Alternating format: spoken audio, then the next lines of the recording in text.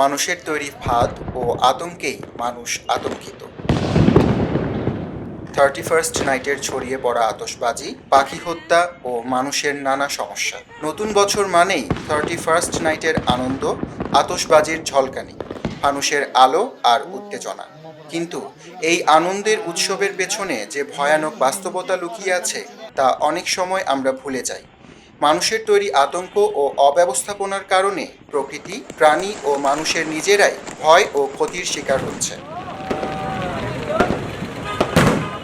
প্রতি বছর 31 ডিসেম্বর রাতে ভয়ানক শব্দ ও আলোতে পাখিরা যে মাত্রায় আতঙ্কিত হয় তা আন্তর্জাতিক পর্যায়ে নজর কেড়েছে। ইতালির রোম শহরে নববর্ষের আতশবাজির কারণে শত শত পাখি হার্ট অ্যাটাকে মারা পড়েছিল বলে আন্তর্জাতিক সংবাদে প্রকাশ পেয়েছে। বাংলাদেশেও এই দৃশ্য দেখতে পাওয়া যায়। আতশবাজির বিকট শব্দ ও আলোতে পাখিরা ভয়ভীতিতে বাসা ছেড়ে পালায়। অনেক পাখি অসুস্থ হয়ে পড়ে বা শারীরিক ক্ষতির সম্মুখীন হয়। এভাবে ভয় ও বিক্ষিপ্ত হওয়ার ফলে তাদের স্বাভাবিক জীবনচক্র ব্যাহত হয়। বাংলাদেশে প্রায় 250 থেকে 300 প্রজাতির অতিথি পাখি প্রতি বছর আসে, যারা জলাভূমি, হাওর, বিল এবং নদীর আশেপাশে শীতকালে অবস্থান করে। আতশবাজি ও ফানুসের তীব্র শব্দ ও আলো পরিবেশে ছড়িয়ে পড়ে, যা মানুষের পাশাপাশি জন্তু, পাখি ও প্রাণীর প্রাকৃতিক জীবনাচরণে নেতিবাচক প্রভাব ফেলে। পাখিরা দিশা হারিয়ে ফেলে এবং তাদের শারীরিক স্বাস্থ্যের উপর নেতিবাচক প্রভাব ফেলে। শব্দ দূষণ মানুষের স্নায়ু, হৃদরোগ, উচ্চ রক্তচাপ, ঘুমের ব্যাঘাত, উদ্বেগ ও মানসিক চাপ বাড়ায়। এমনকি একটি শিশুর মৃত্যু পর্যন্ত এমন ঘটনাই ঘটেছে বলে পরিবেশ মন্ত্রণালয় জানিয়েছে।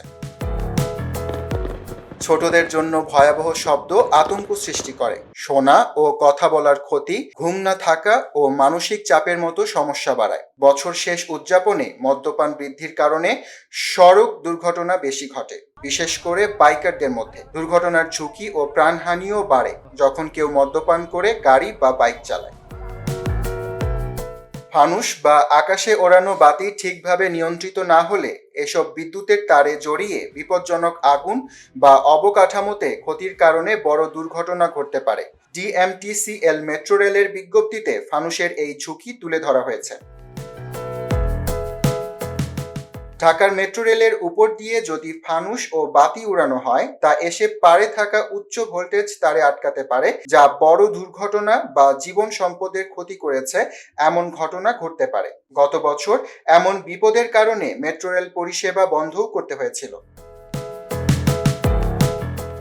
যখন মানুষ আনন্দে বিভোর হয় তখন প্রকৃতি ও প্রাণীর ক্ষতি অনেক সময় আমাদের নজরে আসে না। আতশবাজি, ফানুস বা অন্য কোনো উৎসব সবকিছুই যদি দায়িত্বশীল ও সচেতনভাবে আয়োজন করা হয়, তাহলে প্রাণীকুল ও পরিবেশের প্রতি ক্ষতি কমিয়ে আনা সম্ভব। মানুষকে আতঙ্কিত করে যে আনন্দ অর্জিত হয় তা প্রকৃতির ও নিজ জীবনের জন্য সন্তোষজনক নয়।